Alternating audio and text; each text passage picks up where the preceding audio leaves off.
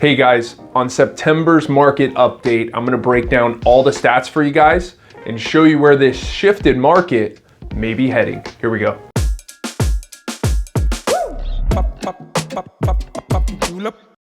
So the first thing I want to point out, guys, is a big stat that really caught me by surprise. That is the fact that from May through August, we saw the median sales price actually come down about 7.5%. Now that is huge, and that definitely shocked me because that's not what I'm feeling out in the market right now. However, after diving deep into the numbers, the actual big difference is not that the average sales price is coming down, it's the fact that we're seeing less sales in the luxury market. When you look at our average sales price, let's say $500 to about $1 million, we're still having plenty of sales happen and not too many price adjustments in that range, at least not 7.5%. The big difference is the amount of homes that are selling that are in the luxury market. The $1.5 to $5 million sales have just went down, and not necessarily prices coming down, just less sales altogether, about down 50% from where it was in May.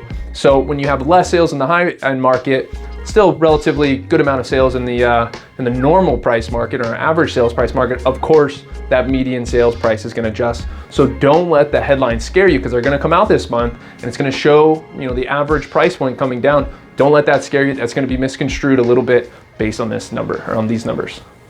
So guys, after analyzing the market, I really came across one stat that jumped out at me. July and August, we saw inventory levels plummet.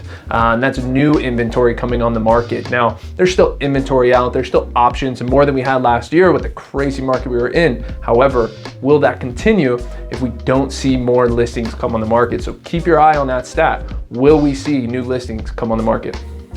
So another hot topic this month is definitely mortgage rates. If you haven't been watching the news, sure enough, mortgage rates have been all over the place. However, last month, they dipped down into the 5s and some even into the 4s. Well, this month they're back up. Sure enough, we've seen interest rates on the 30-year conventional loan get all the way back up to 6%. Now we've seen this happen once before this year. Went up, sure enough, came down, and now it's on its way back up. The jumbo loans are still the lowest at about 5.2%, and then we have FHA and VA loans at about 5.25 or 5.5. So interest rates are up. What does this mean, guys? Well, if we have interest rates up, the buyer demand should diminish just a little bit. And then what we might also see, this is with a combination of what I just talked about before, and that's inventory, new listings going down. So not enough new listings coming on the market. So we could see this month a little bit of a lull, right? Not that much buyer demand. Also, not that many homes selling. So this is an interesting month that might shape the rest of the year. So you guys know I like to leave some advice for my buyers and sellers out there every single month. So here's my September tips for you buyers and sellers out there. First off, sellers, you can no longer just list your property, put it on the market and price it and it's gonna sell. We are competing right now. So that means we gotta make sure your place looks great. We gotta price it right and we gotta advertise it right. So now more than ever, you need to hire a professional to take care of you to get you top dollar.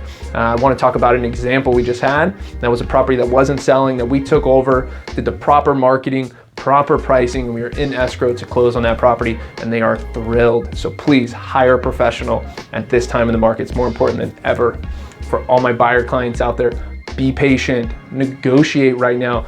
Don't feel rushed. And when you are negotiating with a seller, maybe look at other ways to structure your offer to make it more appealing for you. Maybe ask for your closing costs to be paid for. Maybe ask for the seller to buy down your mortgage rate. You can do something unique like the 2-1 buy down, where you could get 2% knocked off your interest rate for the first year, 1% for the second year, and then you roll into your traditional conventional loan at, say, today's rate, 5.5%. So if you guys have any questions, please reach out to me. I'd love to chat, myself or somebody here on the True Local team.